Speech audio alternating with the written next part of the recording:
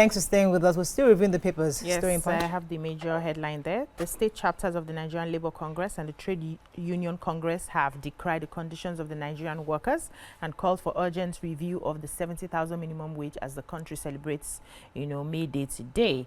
So this also comes as just the Senate President Godswill Akpabio said the legislative executive arms of government will not shirk their responsibility to work together to address workers' concerns and create opportunities for growth and prosperity. However, organized labor across the country said workers were worse off, with the emergence of the president, that's President Bola Ahmed Tinubu, despite the assurances that he will not pay the workers a minimum wage, but a living wage. So we know that the removal of the fuel subsidy had made everything skyrocket. There was a lot of inflation, which increased the cost of living, and is forcing labor unions and the populace to embark on several protests. We've had that over the months, and they said the Nigerian workers have been crippled by the high cost of prices and soaring inflation, which made them add the 70,000 naira minimum wage. However, they are claiming now that the minimum wage is still not enough. They are asking that they have to increase it so that people will be able to survive. They said that the government had introduced several taxes. The hike in tariffs had also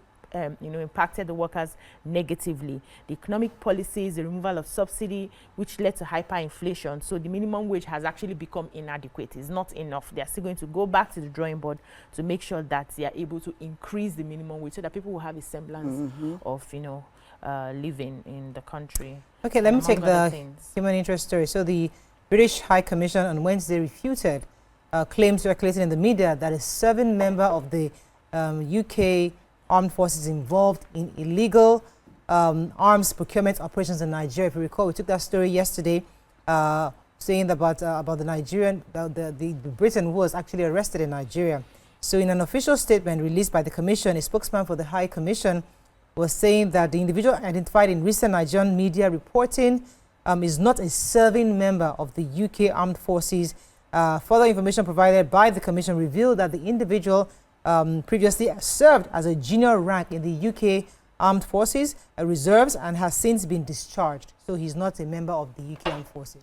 Okay, so I have the story since last year that Lagos, a lot of people came to Lagos come and celebrate. Lagos State is now, they said the AFRIMA 2025, Lagos is ready to host. Okay, so they said the Lagos State Governor Babajide Sanwo-Olu has declared the state's readiness to host the 2025 edition of the All Africa Music Awards, affirming Lagos' status as Africa's creative and cultural powerhouse. He said that he said this on Tuesday during a courtesy visit by a high-level delegation from the African Union and the AFRIMA International Committee at the Lagos State Government House.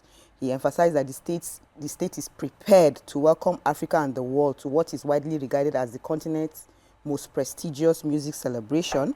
He also said that this aligns perfectly with our administration's vision to make the creative and tourism industries major pillars of our development strategy.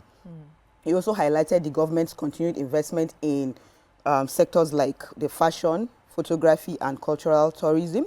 He said that the calendar for 2025 is already rich with upcoming global events such as the Cannes Film Festival and the inaugural E1 World Championship, and also international water sports events, all going to happen in Lagos State. Tell them. So Okay. Moving on now to Daily Sun. May Day, Labour lists 3 demands. State of the Nation, Ayoko raises the alarm. NFIU warns of surge in Ponzi and unregulated crowdfunding scams. Not to decide 2027 presidency, says ACF. Akwa Ibom Governor Eno hints on defection. Court gives EFCC 24 hours to release Aisha Achimogu, and Lagos to host AFRIMA 2025. Okay, which story?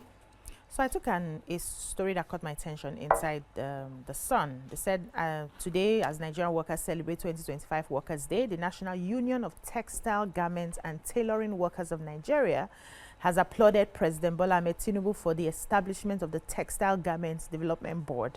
This was contained in a joint statement by Peters Godonu and Ali Baba, President and General Secretary of the Union, respectively, in Kano. So the Union noted that Tinubu's administration was walking the talk in reindustrializing the country and reviving the labor-intensive textile garment industry.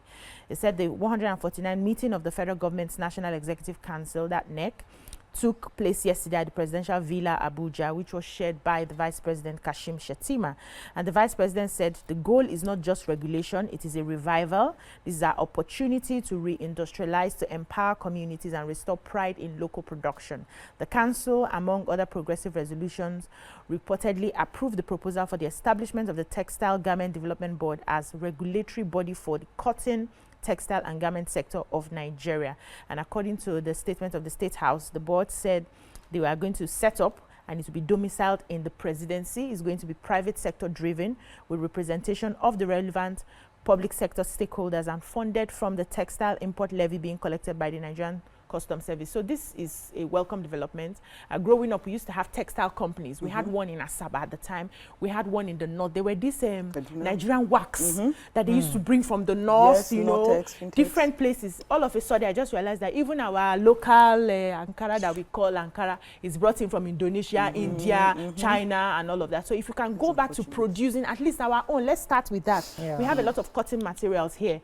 This is a very good one. I'm happy. Okay. I have former Secretary General of the Commonwealth, Chief Emeka Anyaoku, and he's warned that Nigeria risks disintegration if its leaders continue to ignore persistent calls for restructuring and adoption of true federalism.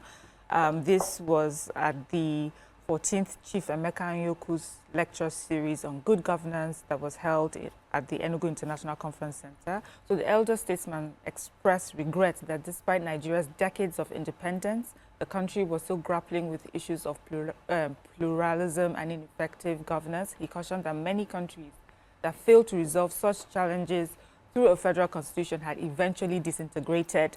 And he says that he has been quite consistent in advocating for a new democratic constitution for Nigeria, which addresses plurality.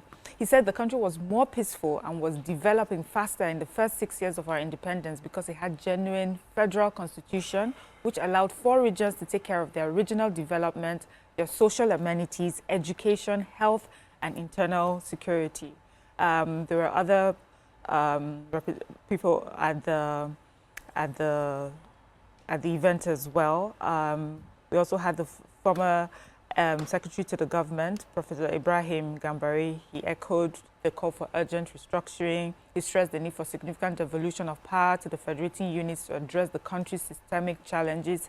He recommended a rejig of leadership recruitment process, retooling of the state as a guarantor of security, unity, and ideals of equal citizenship, as well as fashioning out a new elite consensus, a complete overhaul of political parties, and a greater attention to constitutionalism, amongst others.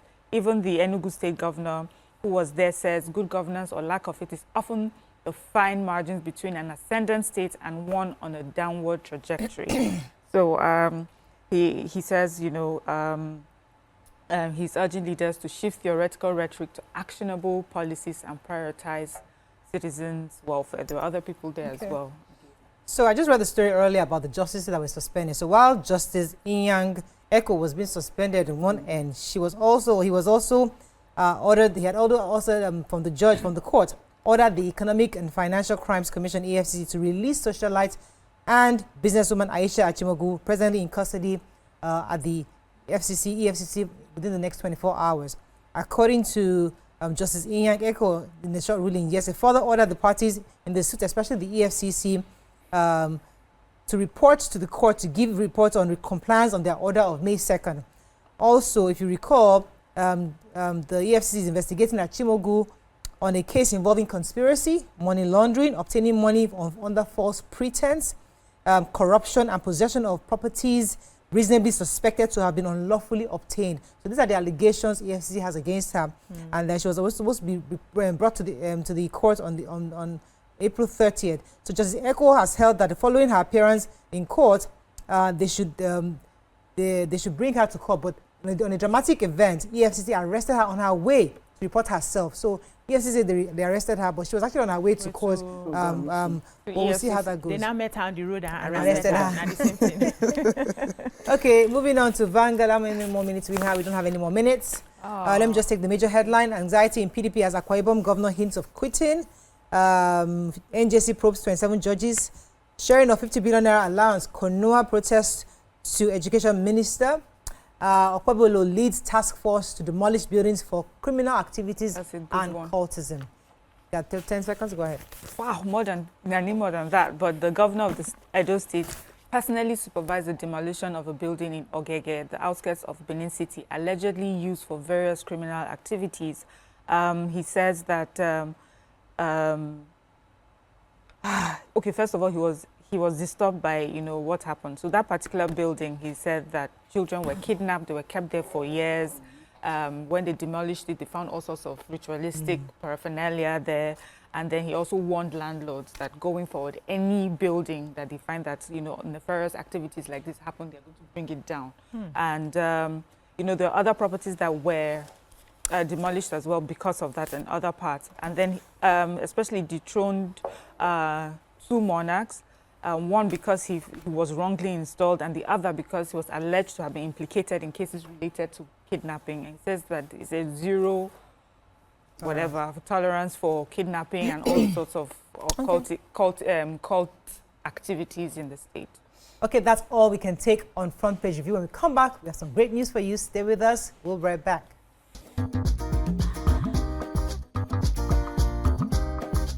Stay tuned. Your View will be right back.